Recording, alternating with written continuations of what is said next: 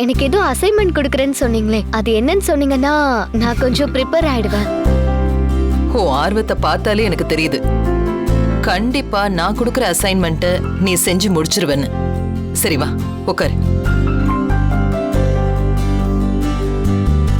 கொஞ்சம் இரு. சிவா, அந்த ஸ்டாக் ஆர்டர் ஃபைல் எடுத்துட்டு வாப்பா.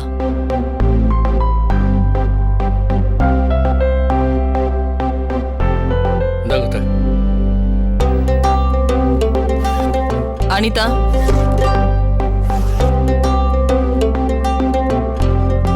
இதுதான் நம்ம கம்பெனிக்கு புதுசா வந்திருக்கிற ஸ்டாக் ஆர்டர்.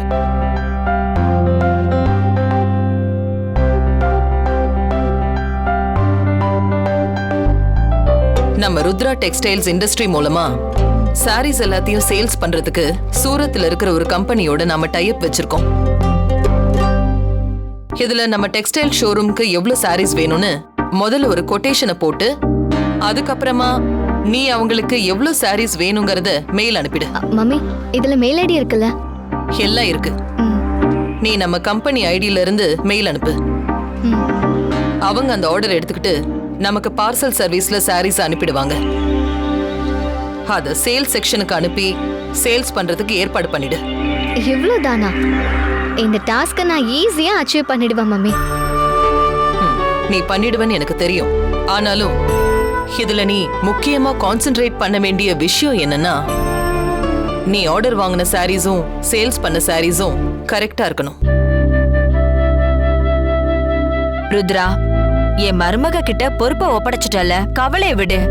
இனிமே எல்லாத்தையும் அவ பாத்துக்குவா. இன்னும் அத்தை முழுசா சொல்லியே முடிக்கல.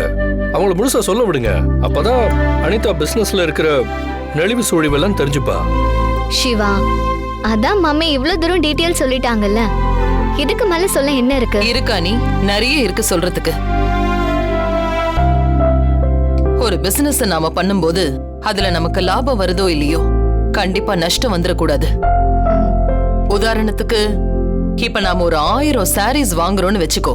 அதோட மார்க்கெட் பிரைஸ் 18 லட்சம் ரூபாய். நாம ஒரு சாரிக்கு மினிமம் ப்ராஃபிட்டா 200 ரூபாய் வச்சு வித்தோம்னா 2 லட்சம் ரூபாய் லாபம் கிடைக்கும். ஆனா நம்மளால கண்டிப்பா வாங்கின 1000 சாரீஸையும் விற்க முடியுமான்னு தெரியாது. அதனால அட்லீஸ்ட் ஒரு 900 சாரீஸாவது விற்கணும். அப்பதான் அந்த 18 லட்சம் ரூபாய் முதலீடுல 16,20,000 ரூபாய் கிடைக்கும். அதோட ப்ராஃபிட் 1,80,000 ரூபாய். கால்குலேட் பண்ணி பார்த்தாலும் நாம சேல்ஸ் பண்ண 900 சாரீஸ்ல 18 லட்சம் ரூபாய் வந்துரும். அதுக்கப்புறம் நம்ம கிட்ட இருக்கிற மீதி 100 சாரீஸ்ல மினிமம் 50யாவது நாம வித்தாதான் நம்மளால ப்ராஃபிட் பார்க்க முடியும். மம்மி, 50 சாரீஸ் இல்ல, எக்ஸ்ட்ராவா நான் இன்னும் 500 சாரீஸ் கூட வித்து காட்டுவேன். நீங்க கவலையே படாதீங்க. All the best. மருமகளே, ஒரு கலக்கு கலக்கு நீ. தேங்க்ஸ் அத்தை. என்ன சிவா, நீ எதுவும் சொல்லாம இருக்க? நான் தான் உன் கூடவே இருந்து நீ பண்ண போறதெல்லாம் பார்க்க போறேன்னு. அப்புறம் என்ன? தேங்க்ஸ் சிவா.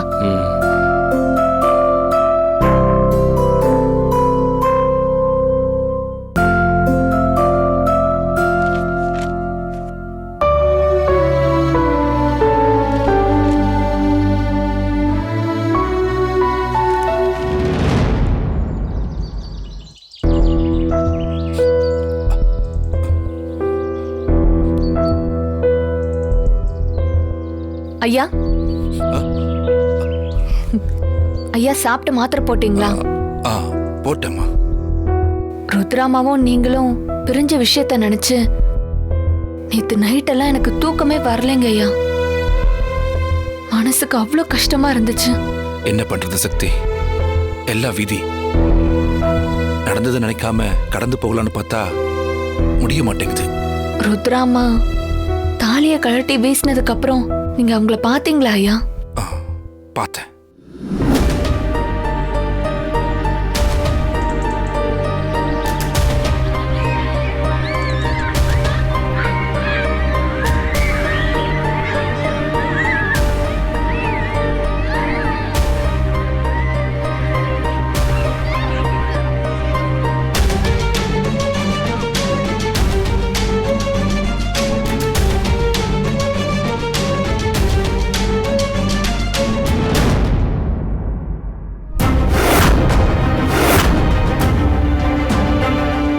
பொண்ணை பார்க்க ஸ்கூலுக்கு போய் தொந்தரவு பண்ணிருக்கீங்க. இப்ப இங்கேயே வந்துட்டீங்களா? என்ன பேசுற ருத்ரா? அனிதா உனக்கு மட்டும் பொண்ணு இல்ல, எனக்கும் தான். என்ன உரிமை கொண்டாடுறீங்களா? அதான் நமக்குள்ள எதுவுமே இல்லைன்னு பிரிஞ்சாச்சுல்ல, அதோட வேலைக்கு போக வேண்டியது தானே. எதுக்கு திரும்ப திரும்ப வரீங்க? உங்களுக்கெல்லாம் ஒரு தடவை சொன்னா புரியாதா? இத பாரு ருத்ரா, நான் செய்யாத தப்புக்கு நீ தண்டனை கொடுத்துருக்க. அதை நானும் ஏத்துக்கிட்டு தான் உன்னை விட்டு பிரிஞ்சு வாழறேன். அதே நேரத்துல என் பொண்ணையும் பிரிஞ்சு வாழணும்னா அது என்னால முடியாது ருத்ரா. எனக்கு ஒரேடியா இவ்வளவு பெரிய தண்டனை எல்லாம் கொடுத்துறாத. இத நீங்க எனக்கு துரோகம் பண்றதுக்கு முன்னாடி யோசிச்சிருக்கணும். உங்க மூச்சு காத்து கூட என் குழந்தை மேல படுறத என்னால் அனுமதிக்க முடியாது. வார்த்தைக்கு வார்த்தை அனிதா ஓ குழந்தைன்னு சொல்லாத ருத்ரா. அப்புறம் நான் என்ன என்ன பண்ணுவீங்க? கோர்ட்டுக்கு போவீங்களா? அப்படி நீங்க போனீங்கன்னா நான் என்ன பண்ணணுங்கிறத முதற்கொண்டு நான் யோசிச்சு வச்சிருக்கேன். அனிதாவை சொந்தம் கொண்டாட உங்களால சட்ட ரீதியாவும் முடியாது, தர்ம ரீதியாவும் முடியாது. இதுவே முதலும் கடைசியுமா இருக்கட்டும். அதையும் மீறி ஏதாவது முயற்சி பண்ணீங்க, அதுக்கப்புறம் நான் மனுஷியாவே இருக்க மாட்டேன் சொல்லிட்டேன்.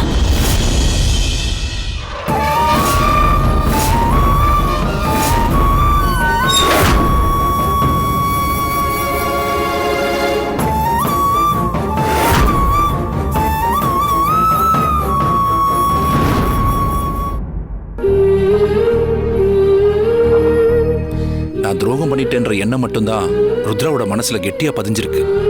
என் மேல தப்பு இல்லைன்னு எத்தனை முறை அவளுக்கு சொன்னாலும் அதை அவ நம்ப மாட்டான்னு எனக்கு தெளிவா தெரிஞ்சதுக்கு அப்புறம் மன வலியோட நானும் ஒதுங்கிட்டேன்.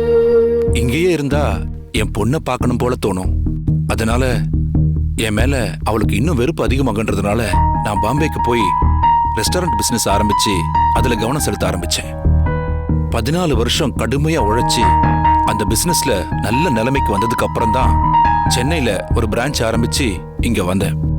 14 வருஷத்துக்கு அப்புறம் ஓ மூலமா தான் முதல்ல ருத்ராவை கோயில்ல பார்த்தேன். அப்பவே நீங்க ஏங்கய்யா இந்த உண்மையை என்கிட்ட சொல்லல? சந்தோஷமான விஷயமா இருந்தா பகிர்ந்துக்கலாம். மனவேதனை தர ஒரு விஷயத்த எதுக்கு உங்ககிட்ட சொல்லி உன்னையும் கஷ்டப்படுத்தணும்னு நினைச்ச சக்தி. எங்களை பிரிக்க தெரிஞ்ச காலத்துக்கு சேர்த்து வைக்க மனசு இல்ல. என்ன பண்றது? நான் அதுக்கான முயற்சி எடுக்கிறேங்க ஐயா. 2 நல்லவங்களும் பிரிஞ்சு வாழக்கூடாது, சேர்ந்துதான் வாழணும். சக்தி, உன்னோட முயற்சி தேவையில்லாத ரிஸ்க்குமா. அது உனக்கு தான் பிரச்சனையில முடியும். வேண்டாம். எடுத்த உடனே நான் வெளிப்படையா சொல்ல மாட்டேங்க ஐயா. அவங்க மனசுல என்ன இருக்குன்னு தெரிஞ்சுக்கிட்டு அப்புறம் கொஞ்சம் கொஞ்சமா தான் அவங்க மனசை மாத்துறதுக்கான வேலையை நான் பண்ணுவேன். உங்க 2 பேரையும் சேர்த்து வைக்க முடியுங்கிற நம்பிக்கை எனக்கு இருக்கு.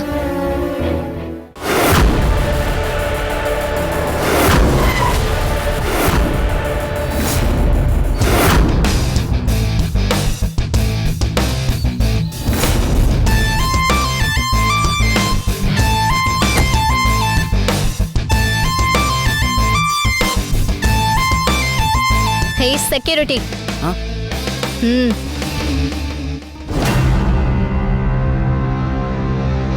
என்னங்க மேடம்?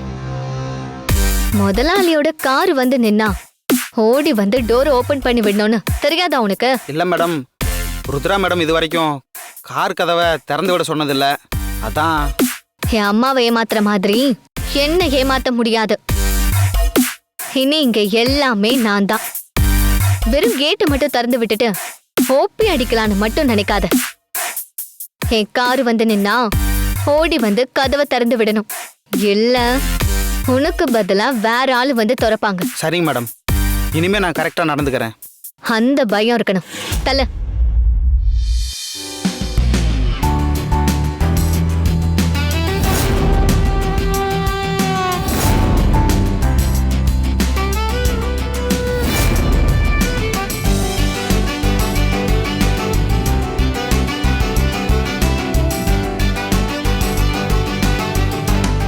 Good morning madam.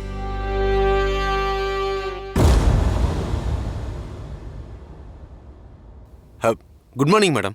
என்ன வர சொன்னீங்களாமே? ஆமா வர சொன்ன. அதுக்காக இப்படிதான் கொஞ்சம் கூட மேனஸே இல்லாம ஒர்க் பண்றப்போ டிஸ்டர்ப் பண்ணுவியா? நீ முதல் முறை குட் மார்னிங் சொன்னப்பவே என் காதுக்கு கேட்டிருக்கோம்ல. அப்புறம் என்ன 2வது ஒரு வாட்டி அழுத்தி குட் மார்னிங் சொல்ற? மேடம் அவங்க வேலையை முடிச்சிட்டு நம்ம கிட்ட பேசுவாங்கங்கிற ஒரு சென்ஸ் இல்ல உனக்கு? வெயிட் பண்ண முடியாதா? சாரி மேடம், இனிமே அப்படி டிஸ்டர்ப் பண்ண மாட்டேன். சோடா மீடியம் சுகர் போட்டு ஒரு காஃபி வேணும். இதோ மேடம், உடனே எடுத்து வர சொல்றேன். என்னது எடுத்துட்டு வர சொல்றியா? ஏன் நீ போய் எடுத்துட்டு வர மாட்டியா? இல்ல மேடம், காஃபி கொண்டு வந்து கொடுக்கறதுக்கு நம்ம ஆபீஸ்ல தனியா ஆளுங்க இருக்காங்க. அது மத்தவங்களுக்கு. நான் இந்த கம்பெனியோட ஓனர். எனக்கு எல்லாருமே ஒண்ணுதான். நான் சொன்னா யாரா இருந்தாலும் அந்த வேலை செஞ்சுதான் ஆகணும். அது நீயா இருந்தாலும். அண்டர்ஸ்டாண்ட்? ஓகே மேடம், புரிஞ்சுது. போய் காஃபி எடுத்துட்டு வா.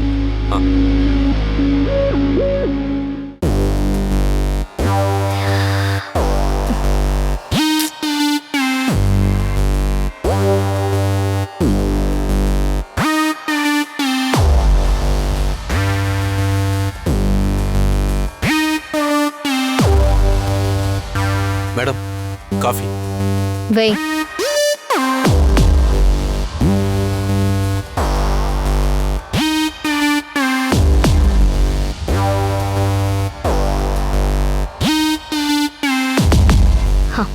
இனிமே ரெகுலரா நீ தான் எனக்கு காஃபி எடுத்துட்டு வரணும்.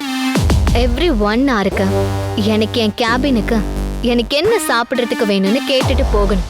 ஓகே? Okay madam.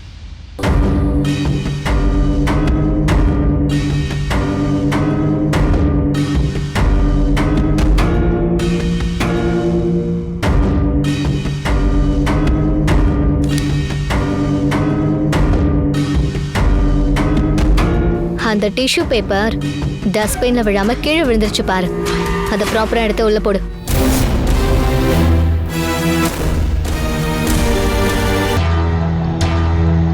என்ன நான் சொன்னது காதுல விழலையா? விழுந்துச்சு மேடம். அப்புறம் என்ன, எடுத்து போடு.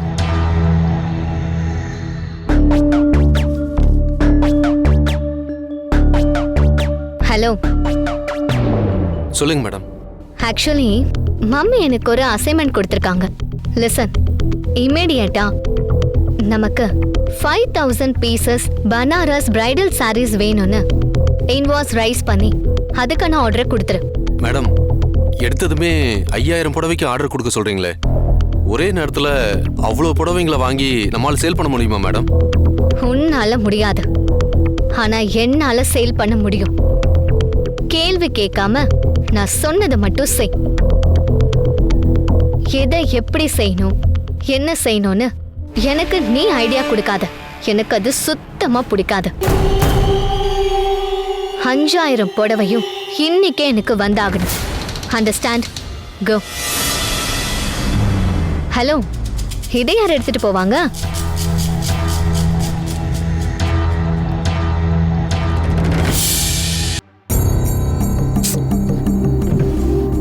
இந்த பவர் பேங்க எங்கதான் வச்சேன்னு தெரியலையே. அவசரத்துக்கு தேடினா கிடைக்கவே கிடைக்காது. ஒருவேளை இவர் எடுத்து வச்சிருப்பாரோ?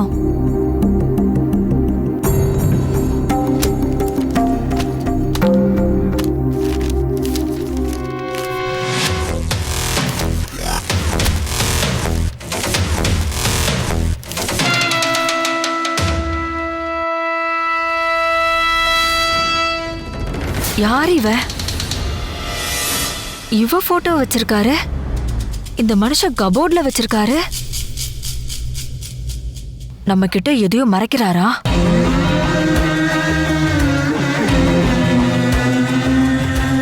அந்த மனுஷன் எங்க போய் தொலைஞ்சாரு? வரட்டு, இன்னைக்கு 2ல 1 பாத்தறேன். இந்த வயசுக்கு மேல இந்த மனுஷனுக்கு இப்படியெல்லாம் வேற புத்தி போகுதா? மனசுக்குள்ள மார்க்கண்டைய நினைப்பு. இன்னைக்கு இதுக்கு ஒரு முடிவு காட்டுறேன். இப்படியே விட்டா இது சரிப்பட்டு வராது.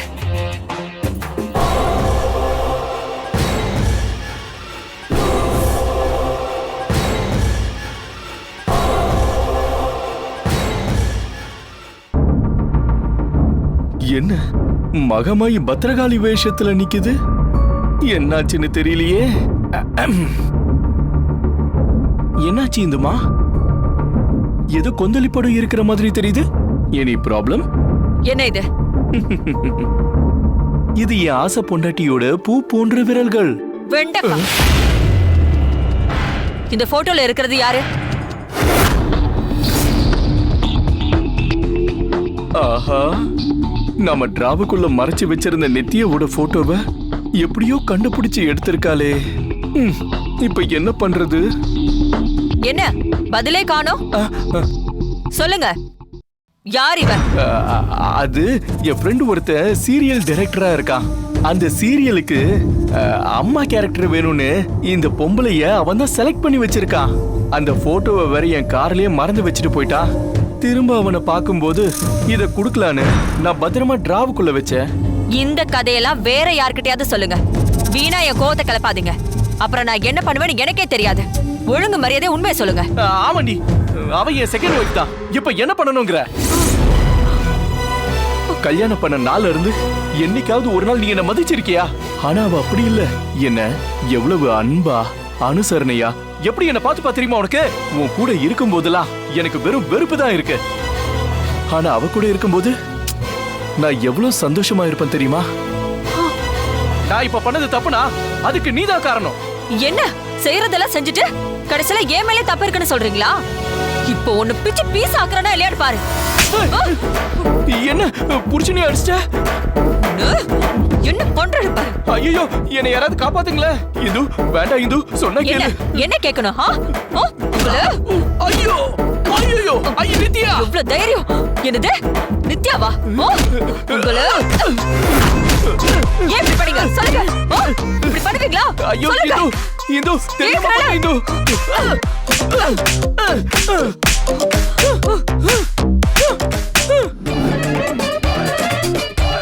என்ன கேட்டுக்கிட்டே இருக்கே, அப்படியே சில மாதிரி நிக்கிறீங்க.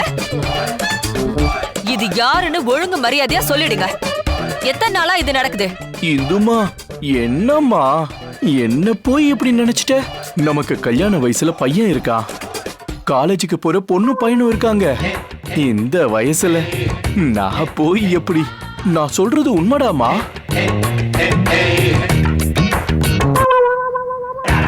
இந்த போட்டோ பார்த்து தானே உனக்கு சந்தேகம்.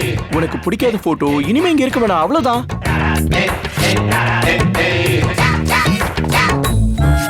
போதுமா? போ. இனிமே இந்த மாதிரி போட்டோ எல்லாம் வீட்டுக்குள்ள வந்துச்சு அப்புறம் நடக்கிறதே வேற.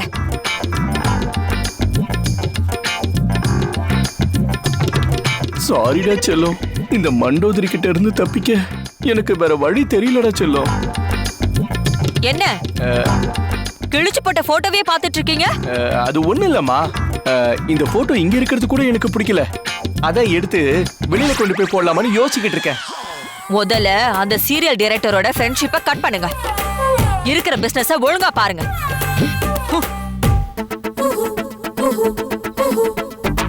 எப்பா, இவகிட்ட குடும்பம் நடத்துறதும் காஷ்மீர் எல்லையில நிக்கிறதும் ஒண்ணு. எந்த நேரமும் பதட்டத்திலேயே வச்சிருக்காளே. சாரி செல்ல, உன்னை கிழிச்சிட்டேன், அவளை கிழிக்கணும் முதல்ல. ருத்ராமா நம்ம பொண்ணுக்கு டெக்ஸ்டைல்ஸை பாத்துக்கிற பொறுப்பை கொடுத்துருக்காங்க.